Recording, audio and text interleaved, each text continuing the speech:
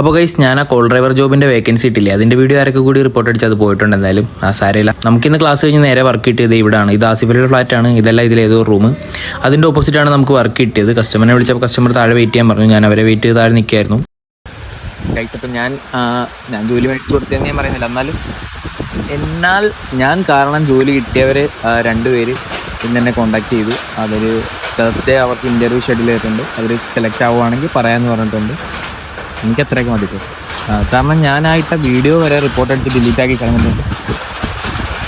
ഞാനങ്ങനെ job refer ചെയ്ത് ഇട്ട വീഡിയോ ആരൊക്കെയോ റിപ്പോർട്ട് അടിച്ച് അത് പോയിട്ടുണ്ട്. ഏകദേശം ഒരു 4 ലക്ഷം വ്യൂസിന് മേളിൽ അതിലുണ്ടായിരുന്നു. അത് ആരോ റിപ്പോർട്ട് അടിച്ച് കളഞ്ഞു.